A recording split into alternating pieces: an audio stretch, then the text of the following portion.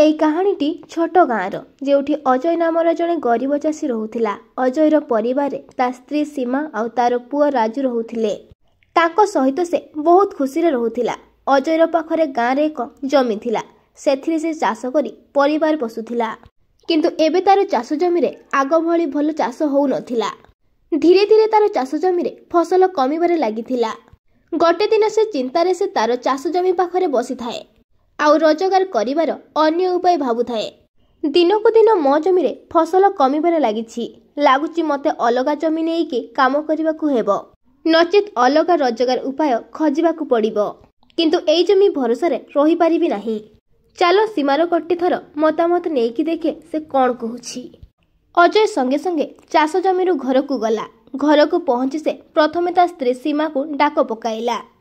ସୀମା ଟିକେ ଏଠିକୁ ଆସିଲ, ତୁମ ସହ ଗୋଟିଏ ଜରୁରୀ କଥା ଅଛି। ସୀମା ସେଠାକୁ ଆସି କହିଲା, କୁହ ତମେ ମୋତେ ଡାକିଲ କି? ଅଜୟ କହିଲା, ହଁ ସୀମା, ମୋର ତୁମ ସହ ଗୋଟିଏ ଜରୁରୀ କଥା ବିଷୟରେ ଆଲୋଚନା କରିବାର ଅଛି ଆଉ ତୁମର ମତାମତ ଜାଣିବାର ଅଛି। ସୀମା କହିଲା, ହଁ କୁହ କ'ଣ କଥା ଅଛି? ଅଜୟ କହିଲା, ସୀମା ତୁମେ ତ ଜାଣିଛ ଆମର ଜମି ଆଗ ଭଳି ଭଲ ଫସଲ ଦେଉନାହିଁ। ଆଉ ଯଦି ମୁଁ ବେଶୀ ଜମିରେ ସାର ପ୍ରୟୋଗ କରିବାକୁ ଚେଷ୍ଟା କରେ ତାହେଲେ ଜମିର ମାଟି ଅଧିକ ଖରାପ ହୋଇପାରେ।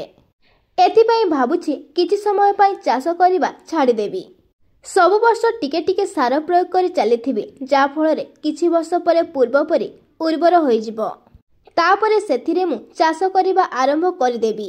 ସୀମା କହିଲା, ହଁ ଏଇଟା ଠିକ୍ ରହିବ। ଏମିତି କଲେ ଜମି ବି ଠିକ୍ ରହିବ ଆଉ ଏଥିରେ ଫଳୁଥିବା ଫସଲ ବି। ଅଜୟ କହିଲା, ତେବେ ସେତେ ଯାଏ ମୁଁ କ'ଣ କରିବି? କାହିଁକି ନା ମୋ ପାଖରେ ତ ଆଉ ଚାଷ ଜମି ନାହିଁ। ଘର ଚଳେଇବାର ଖର୍ଚ୍ଚ ଆଉ ରାଜୁର ପାଠପଢ଼ାର ଖର୍ଚ୍ଚ ମୁଁ କେଉଁଠୁ ଯୋଗାଡ଼ କରିବି? ସୀମା କହିଲା, ତମେ ଗୋଟେ କାମ କ'ଣ ପାଇଁ କରୁନାଅ? ଥରେ ଯାଇକି ଗାଁର ଜମିଦାର କାକାକୁ ଦେଖା କର। ସେ ବହୁତ ଭଲ ଲୋକ, ସେ ତୁମର ନିଶ୍ଚୟ ସାହାଯ୍ୟ କରିବେ। ଅଜୟ କହିଲା, ହଁ ସୀମା, ଏଇଟା ଠିକ୍ ହେବ। ଯଦି କାକା କିଛି ନୂଆ କାମ ବି କରିବାକୁ କହିବେ ତ କରିବି। ଠିକ୍ ଅଛି ସୀମା, ମୁଁ କାଲି ସକାଳୁ ତାଙ୍କୁ ଦେଖା କରିବାକୁ ତାଙ୍କ ଘରକୁ ଯିବି।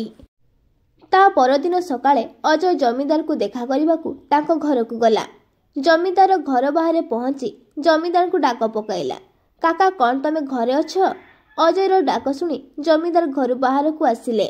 ଆରେ ଆସ ଅଜୟ ବାବା, କୁହ କ'ଣ ହେଲା, କିଛି କାମ ଥିଲା କି? ଅଜୟ କହିଲା, ହଁ କାକା, ତୁମର ସାହାଯ୍ୟ ଦରକାର ଥିଲା। ଜମିଦାର କହିଲେ, ହଁ କୁହ ନା ବାବା, ମୁଁ କ'ଣ ସାହାଯ୍ୟ କରିପାରିବି? ଅଜୟ ସାଙ୍ଗେ ସାଙ୍ଗେ ଜମିଦାରକୁ ଚାଷ ଜମିର ଅବସ୍ଥା କହିଲା। ଜମିଦାର କହିଲେ, ଏଥିରେ ବ୍ୟସ୍ତ ହେବାର କ'ଣ ଅଛି? ଅଜୟ କହିଲା, କାକା ମୋ ପାଖରେ ଗୋଟିଏ ଜମି ଅଛି ଯେଉଁଥିରେ ଚାଷ କରି ମୁଁ ମୋର ପରିବାର ଖର୍ଚ୍ଚ ଚଳାଉଛି। ମୁଁ ଆଜି ଯାଏ ଚାଷ ଛଡ଼ା ଆଉ କିଛି କାମ କରିନାହିଁ। ମୁଁ ଏବେ କିଛି ବୁଝିପାରୁନି କି ମୁଁ କ'ଣ କରିବି? ଜମିଦାର କହିଲେ, ବାବା ଚାଷ ଛଡ଼ା ଆଉ କିଛି କାମ କ'ଣ ପାଇଁ କରିବ? ତମେ ଗୋଟେ କାମ କର, ମୋ ପାଖରେ ଗାଁ ବାହାରେ ଗୋଟିଏ ଜମି ଅଛି, ତୁମେ ସେଇଠି ଚାଷ କାମ କର। ଅଜୟ କହିଲା, କାକା ଏଥିରେ ତ ତୁମର କ୍ଷତି ହେବ। ଜମିଦାର କହିଲେ, ନାହିଁ ବାବା, କିଛି କ୍ଷତି ହେବ ନାହିଁ। ଏଥିସହିତ ତୁମେ ମୋର ଜମିର ଦେଖାଶୁଣା କରିଦେବ। କାହିଁକି ନା ଏବେ ତ ମୋର ବୟସ ବି ହେଇଗଲାଣି ଆଉ ମୋ ପୁଅ ବି ସହରରେ ରହୁଛି।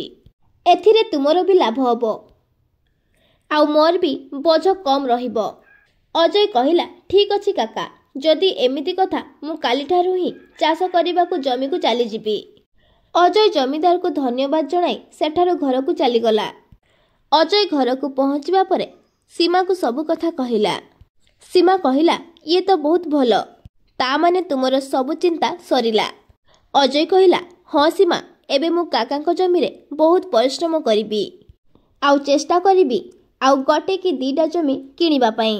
କାରଣ ଭବିଷ୍ୟତରେ ଏମିତି ସମସ୍ୟା ଆସିଲେ ସେଥିପାଇଁ ଆମେ ପ୍ରସ୍ତୁତ ଥିବା।